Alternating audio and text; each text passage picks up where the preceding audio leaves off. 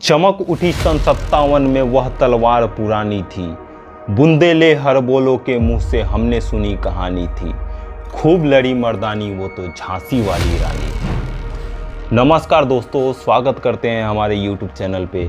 और आज हम लोग बात करेंगे झांसी के रानी के बारे में। भारत में जब भी महिलाओं के सशक्तिकरण की बात होती है तो महान वीरांगना रानी लक्ष्मीबाई की चर्चा जरूर होती है।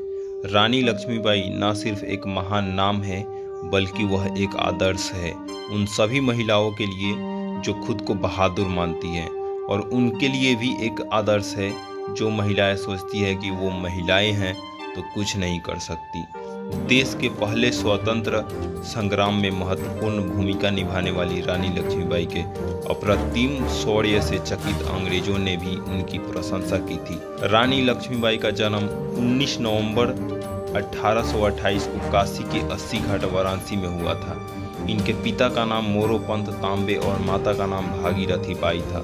इनका बचपन का नाम मणिकर्णिका रखा गया था, परंतु प्यार से लोग मणिकर्णिका को मनु पुकारा करते थे। मनु जब 4 साल की थी तब उनकी मां का निधन हो गया। पत्नी के निधन के बाद मोरोपंत मनु को लेकर झांसी चले गए। रानी लक्ष्मीबाई का बचपन उनके नाना के घर में बीता, जहाँ वो छबीली कहकर पुकारा जाती थी। जब उनकी उम्र 12 साल की थी तभी उनकी शादी झांसी के राजा गंगाधर राव के साथ कर दी गई। निपुण महारानी लक्ष्मीबाई ने झांसी के किले के अंदर ही महिला सेना खड़ी कर ली, जिसका संचालन वह स्वयं मर्दानी पोशाक पहनकर करती थी। उनके पति राजा गंगाधर राव यह सब देखकर प्रसन्न रहते थे। कुछ समय बाद रानी लक्ष्मीबाई ने एक पुत्र को जन्म दिया, पर कुछ ही महीने बाद बालक की मृत्यु हो गई।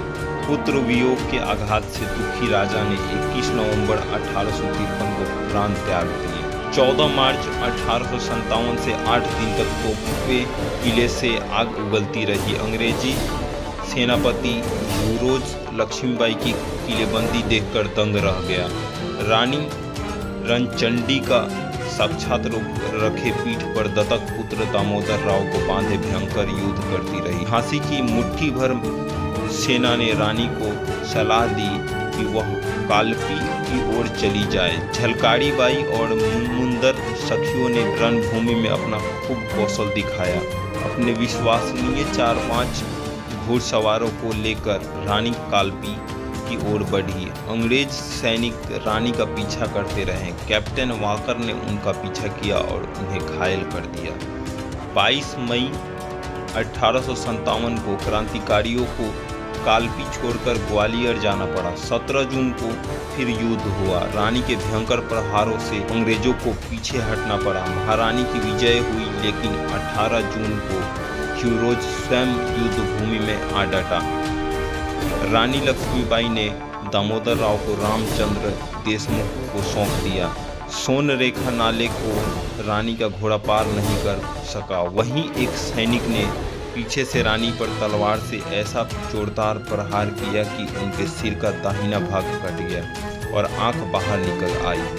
घायल होते हुए भी उन्होंने उस अंग्रेज सैनिक का काम तमाम कर दिया और फिर अपने प्राण त्याग दिए।